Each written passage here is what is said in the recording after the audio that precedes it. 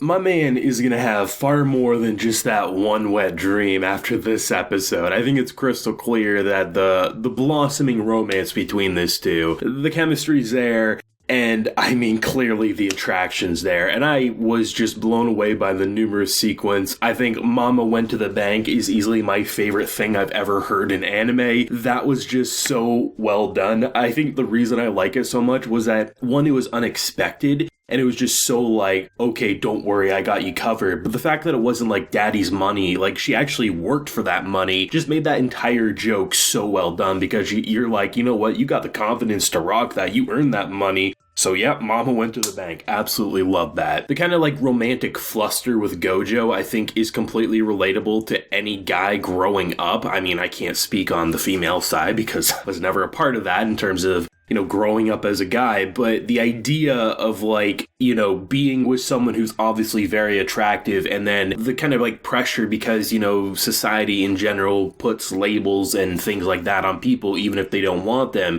So the idea of like an average guy and, you know, who is like the queen of the school, people will like shy away from being like, yeah, absolutely, she's probably using him or this or that, and how that kind of eats away at your self-confidence. Plus, he has no relationship experience, and the first kind of like real girl who's actually his friend, who he very much is a little attracted to, is something that's gonna kind of rock his world, and he's gonna have those out-of-body experiences like the skeleton shock and everything like that. What I love about this episode is how there was no drama that should last. The drama that was there was the insecurities of Gojo, and no one can argue him having those insecurities is unrealistic or he should have immediately got over them by himself. No. But if she was a true friend and actually liked him for who he is, she absolutely wouldn't just like get sideswept by that and say, oh yeah, he doesn't like me and we need that third party to come in. No.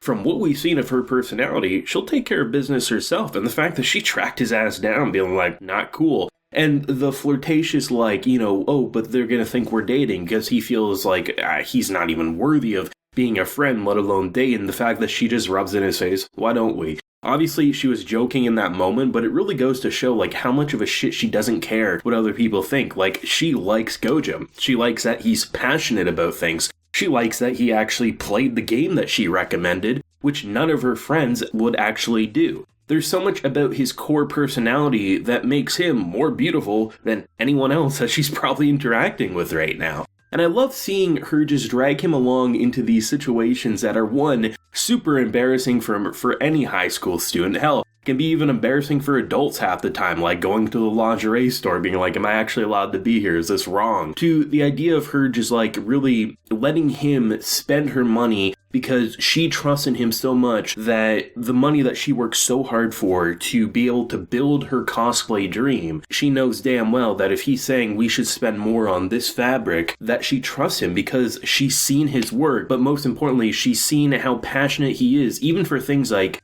the game that she got him to play, right? She's probably thinking in her head, this may not be for him, but the fact that he went out of his way to not only see what I enjoy, but also to get that reference so that he can make the best design possible, I mean, that sets him above like anyone else. And just seeing the numerous sequence, I mean, this show is like wholesomely horny. Like, that's the best way to put it, but that's exactly what should happen given the setting and subject matter. I mean, we're dealing with erotic games, we're dealing with, you know, teenage lust, we're dealing with all these things of like the will they, won't they, but it feels real. Like, I can't look at anything that I'm seeing here and say, oh, this is definitely escalated just because it's anime. I think Marine is one of the most realistic female characters I've seen for a high school setting because she reminds me of both people I currently know / knew in high school, and I'm like, all these little traits and her behavior, like, this feels completely genuine and the type of people I hung out with. Like, it's so great to see how they're writing it as like the lust, the kind of curiosity, the unknown factor with Gojo.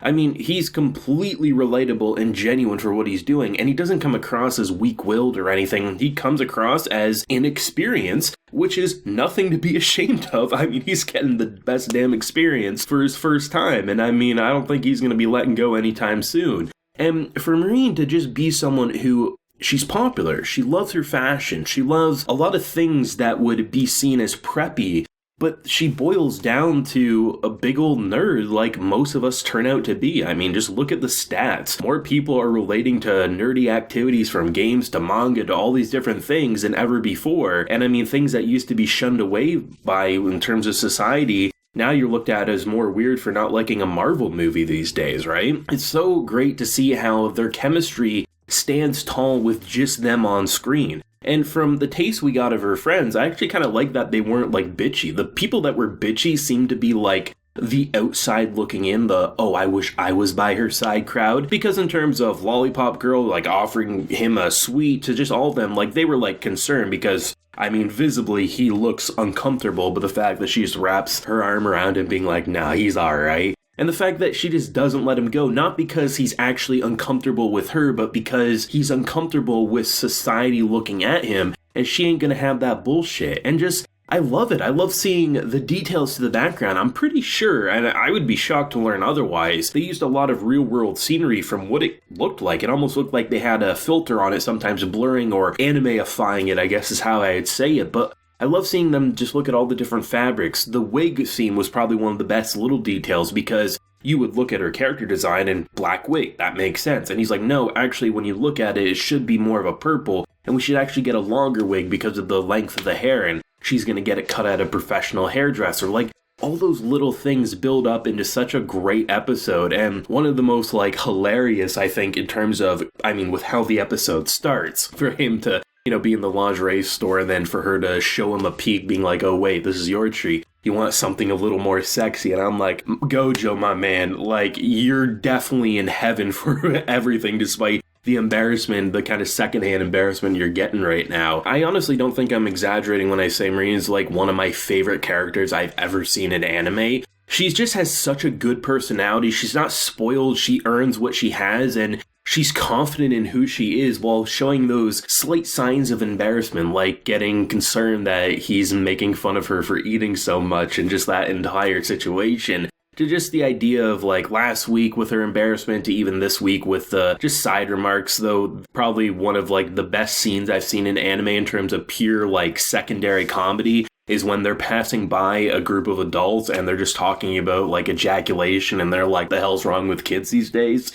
I mean, it's hard not to love that. That's like one of the best anime jokes out of context you could probably send to someone, and they would immediately start watching this show. I just love this show. In terms of pure new series, not counting carryovers, not counting stuff that has returned after a season break, this is the best new show of the season, hands down, and I really hope this won't be a one-and-done season. I mean, I always do a thing where, like, I give it at least a year to make sure, like, because you never know how long it can take for a pre-production to get going, but if they don't confirm something within a year's time, like, I have a hard time believing that I'm not gonna, like, be buying the manga. I mean, I'm not sure how much has been released yet. I don't know how many chapters are out there. I'd actually really love to know, in terms of people who know the source, based on the pacing of these 3 episodes, how many seasons worth of content could they make if they just continue going off of this first season? I'd love to know that, alongside what you thought of this incredible episode. Leave a like if you enjoyed and subscribe if you're new around here. Can't wait till next Saturday, man. So until next time, have a good one.